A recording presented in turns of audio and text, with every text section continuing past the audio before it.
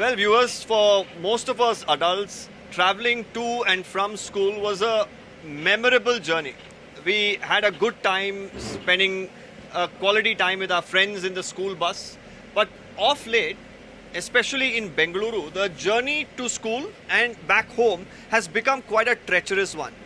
The main reason for this is that students land up spending over an hour easily, more often than not, inside the school buses. While of course, yes, it is a time to probably hang out with friends, but it is tiring, and more importantly, the condition of the roads are absolutely abysmal in Bengaluru. Now we are inside the school bus of Inventure Academy. A bunch of students are with us today. We're here to talk about the amount of time it's taking for students, especially around Whitefield and Sarjapur area, to commute to school and from school. Now there was a study that was done by Inventure Academy to determine how much time students really take, and it's some shocking details that have emerged.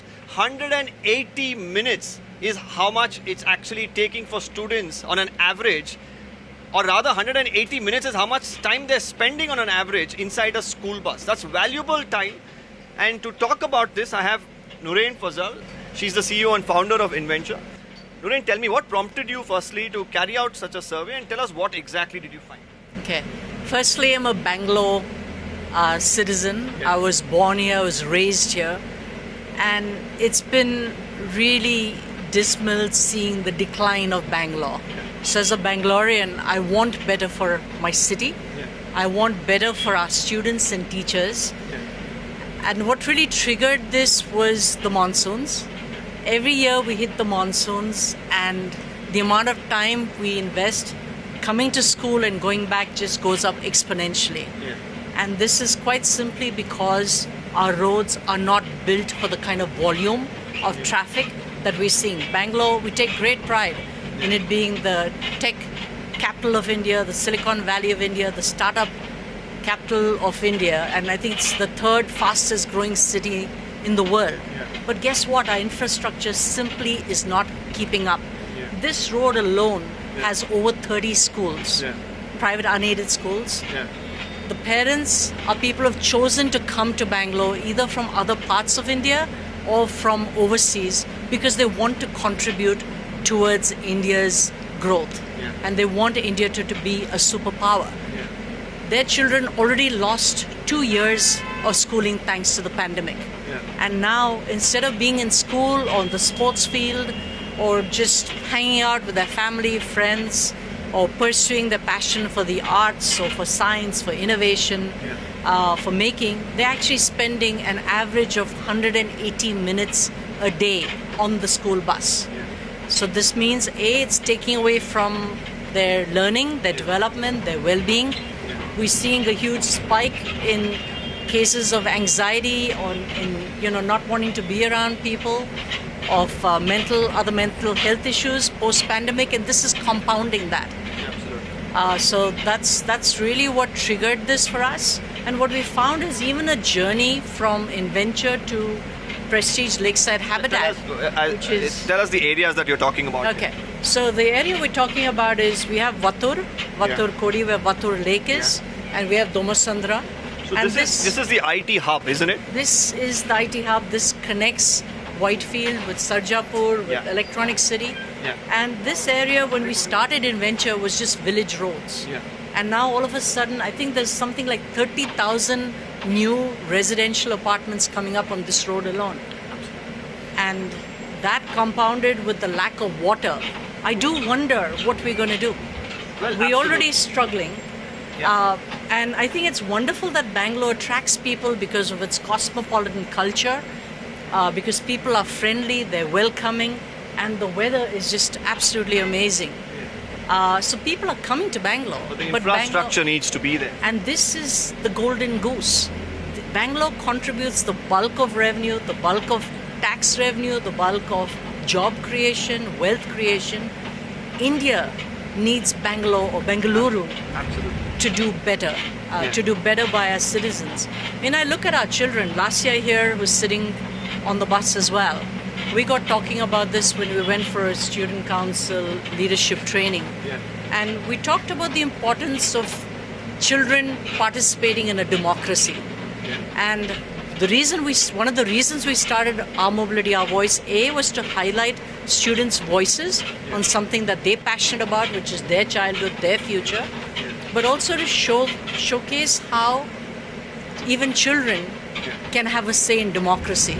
So this is our plea to our government, to our politicians, to our government officials, to our police, to please do better by our children, our future, the future of our nation. Absolutely. And well said there, Nurain. But, Nurain is not somebody who travels by school bus on a daily basis. Neither do we. And we decided to, of course, hop onto this bus so that we could highlight, one, the problems that the students face, and the other, of course, for us to take this journey so that we understand the plight that they go through on a daily basis. Now, I've spoken to Nurain, but let me speak to the people or the kids rather, who travel on this bus, commute on a regular basis. Tell us, how hard is it? How long does it take? Where do you stay? I stay near Bengaluru, Marathali, which is like comparatively still closer than other people who I know traveling. But still, on a good day, I think it would take me 1 hour, 1.5 hours. On a good day, that's what. How well do you think you could use that time instead of being on the school bus? I think I could use that so much better, because if I come home that late, I'm extremely tired. I don't get enough time to work, and there's a backlog of everything then. Instead, if I reach home at time, there's a lot of time for me to work, rest, and then get like academics done and other interests done as well. Okay, do you feel the same? Yeah, I live around 17 kilometers away from school, and it takes me about 1.5 hours to 2 hours to reach home to commute one way. And I feel very tired when I get home. It takes me at least half an hour to reset, and I could use that time so much better to maybe study something or play sports, which would be way more effective for me.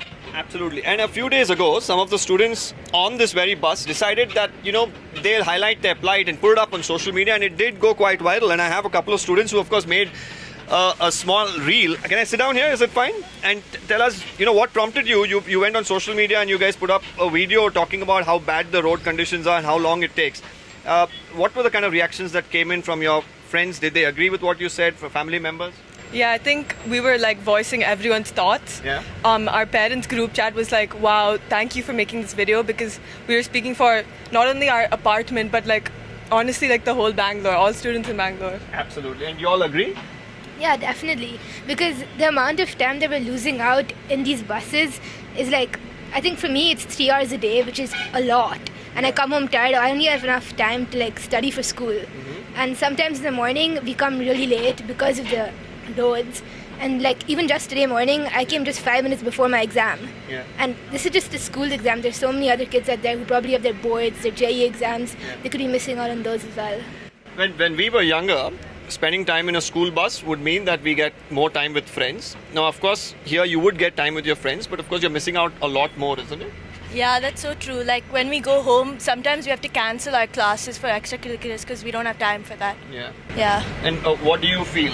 What about the road conditions? How bumpy are the roads when you go on the school bus? Yeah, I mean, sometimes we even get injured because the roads are extremely bumpy. We end up hitting ourselves, and it's an unpleasant and a long journey, and we always get back home and we're tired because of headaches or and as you say, look at, and you can see how bad the condition is. We requested our driver, of course, to drive a little slower because we are recording this, but of course for him to keep up with the other buses. You can see a lot of school buses are around us as we speak, and it's so bad, the condition of the road, and this is something that the students have to deal with on a daily basis. We have Lasya with us. She was instrumental, of course, in doing this entire study that really looks into the problems that the students are facing aboard the school bus, the time they take to reach home, get to school. Tell us, what prompted you to do this study and what were your exact findings?